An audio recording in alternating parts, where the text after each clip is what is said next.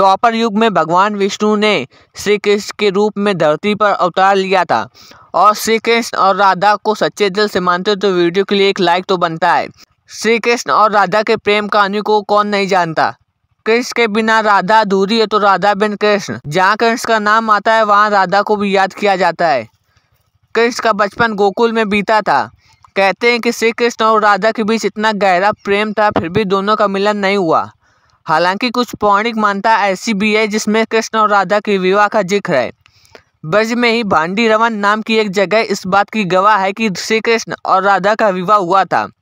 भगवान श्री कृष्ण की जन्म स्थली मथुरा से करीब 30 किलोमीटर दूर मांड तहसील में स्थित भांडी रवन में एक अनोखा मंदिर है। इस मंदिर में श्री कृष्ण और राधा की मूर्ति है। खास बात यह है कि इस मूर्ति में श्री कृष्ण के हाथों में बांसुरी नहीं है, बल्कि श्री कृष्ण और राधा दूल्हा दुल्हन के वेश धारण किए हुए हैं और ब्रह्मा जी उन्हें आशीर्वाद दे रहे हैं। क्या श्री कृष्ण और राधा का वाकई में विवाह हुआ था? ब्रह्म वैवर्त पुराण और गर्ग संहिता में राधा और कृष्ण के विवाह का जिक्र मिलता है। इसके मुताबिक खुद ब्रह्मा ने राधा और श्री कृष्ण की शादी कराई थी। इस कथा के मुताबिक जब श्री कृष्ण छोटे थे तब नंद बाबा उन्हें गाय चराने के लिए साथ ले गए थे।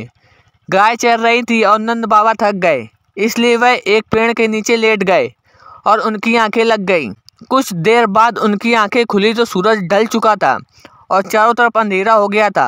नंद बाबा डर गए। तभी उन्हें दूर से एक रोशनी दिखाई दी। एक गोपी उनकी ओर बढ़ रही थी।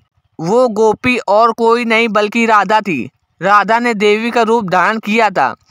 नंद बाबा राधा को जानते थे, इसलिए उन्होंने नन्हे कान्हा उसे सौंप दिया। कुछ ही पल में राधा के सामने श्री कृष्ण भगवान के रूप में प्रकट हुए। उन्होंने राधा को अपने प्रेम का इजहार किया।